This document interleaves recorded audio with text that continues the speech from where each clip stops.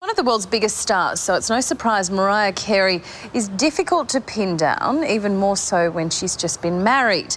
The self-confessed diva is notoriously unpredictable. But one man has managed to tame the woman they call Mimi.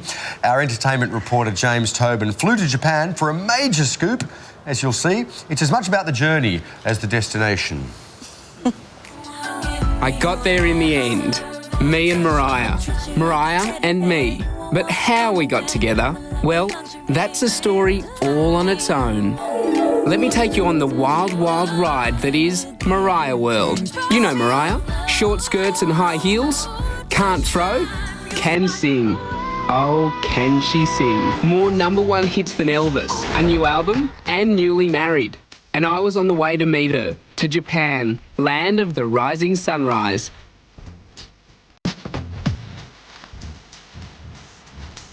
Oh yes, I was on a promise with a sexy, playful, talented Mariah Carey.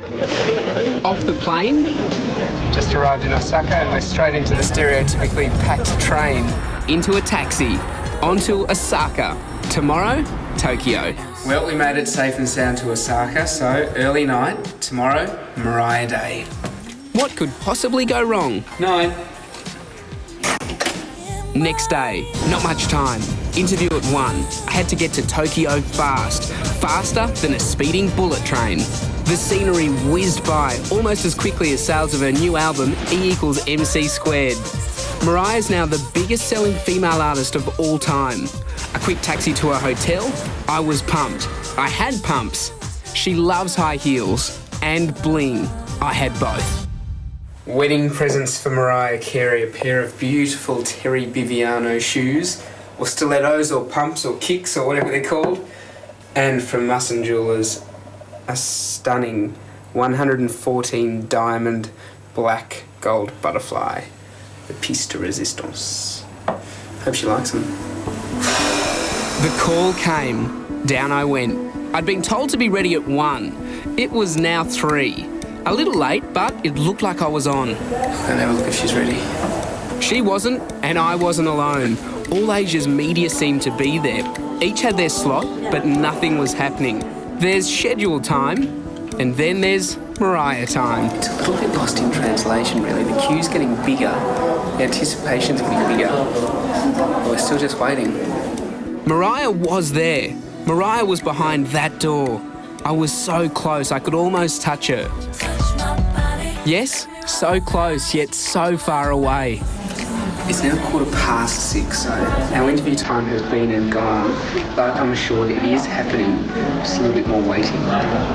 Everyone was starting to fret. If this kept up, could it possibly mean...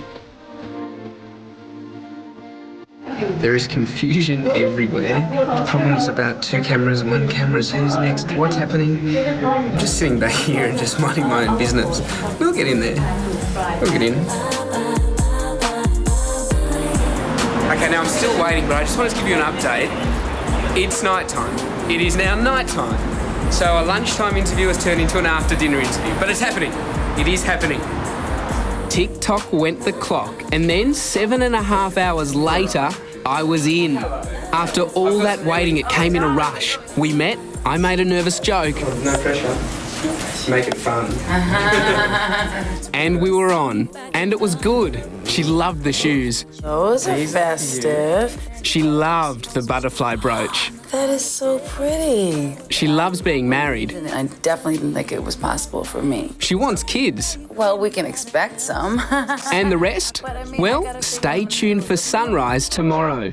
Juicy scoops are coming your way. And I love waking up to a good sunrise, darling. As for me, well, I think she kind of liked me too. My day with Mariah. It was worth the wait. I love waking up to James. Yes, darling. Darling, what a diva. 7.5 hours she kept you waiting for. 7.5 hours. But, you know, apart from that, she was not a diva at all. She was wonderful. Right. She was very connecting, you know. She spoke to me, and she didn't just give me the run-of-the-mill stuff, you know. She spoke personally and openly about kids and love, and she was great. This is the first interview since a wedding, wasn't it? Not the first one. She's done, I think she was on Ellen in the States, and she did a few with some Asian media while I was in Japan, but certainly one of the first Australian, yes. And she was really candid. She really opened up to you. Yeah, she did. She had a manager in the room, and he was keen to steer the conversation certain ways at certain times, but to her credit, she acknowledged him and then sort of went on with it anyway. She was very good. I've got to say, she wasn't a diva at all. No. Once you got there. You must be disappointed that she wasn't quite as flirtatious as, you know, her. Yeah. As your now infamous Minogue interview. Joe, she's got these eyes, these doe eyes, and they're just captivating. Who are we talking about, Mariah now or Danny? We're on Mariah now. Danny's got these amazing eyes as well. But Mariah has these great eyes, and she, when she flutters her eyelids, she could get things done. She could move. Really? Yeah. She's looking good in these clips. Marriage obviously agrees with her. Well, that's what I think. You know, she did go through some hard times at one point there, but she's now happily married. Her E equals MC² album has its first week sales were the biggest of any of her 11 albums now. So she's doing well professionally, doing well in love. She's the first 2 weeks fit. of marriage pretty much agree with everyone, Sam.